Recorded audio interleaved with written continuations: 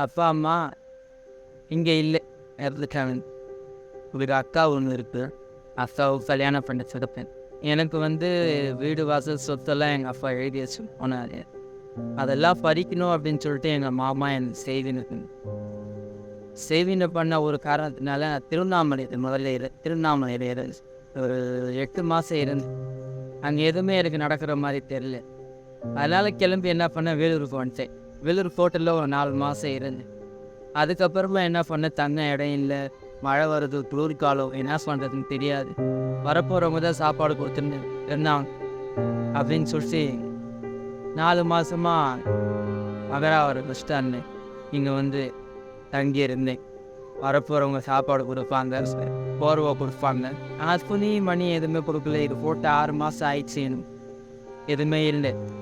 ஒரு சவுண்டு கேட்டுச்சு, நீ வா உள்ள அப்படின்னு சொல்லிட்டு இந்த டார்ச்செல்லாம் ஆஃப் பண்ணிவிட்டு ஒரு மெழுகுவர்த்தி ஏந்து கண்ணுக்கு முன்னாடி எப்படி வருவாங்களோ அப்படி வந்துச்சு. இந்த கை வராமல் இருந்த கை தன்னாலேயே ஊனின்னு இந்த மொட்டி ஊனின்னு ஓடி வந்துட்டேன்.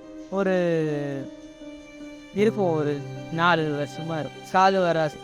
இந்த காலு பழம் நிறைய நான் போய் காசு கொடுத்து பார்த்து எல்லாமே செஞ்சுட்டேன். வாசலில் உட்காந்துட்டேன். வாசலில் உட்காராத, உள்ளவா, உங்களை காணாமல் நான் இருக்கேன், உங்களை பாதுகாக்கக்கூடியவன் நான் அப்படின்னு சொல்லிட்டு செவியில் கேட்ட உடனே கண்ணாடியை ஓங்கி தட்ட ஆரம்பித்தேன். யாரோ ஒரு சகோதரர் அந்த கண்ணாடியை திறந்து நான் உள்ளே விட்டாரு.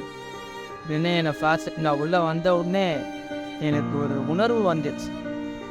நான் நல்லா ஆகிடுவேன், நான் நல்லா ஆகி போவேன் அப்படின்னு சொல்லிட்டு எனக்கு ஒரு நம்பிக்கை வந்துச்சு.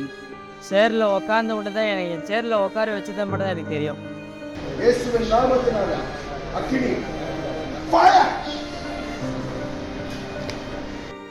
அதுக்கப்புறமா என்ன நடந்துச்சு ஏது நடந்துச்சுன்னு தெரியாது. அப்புறம் பார்த்தா நான் நடக்கிறேன். அப்புறம் பார்த்தா 2 கையும் இருக்கு. எனக்கு பாஸ்டர் என்ன வச்சது மட்டும்தான் தெரிஞ்சிச்சு, வேறு எதுவுமே தெரியும்.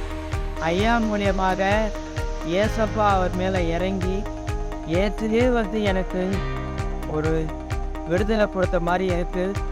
நான் இனி ஏசப்பாவை மறக்க மாட்டேன்.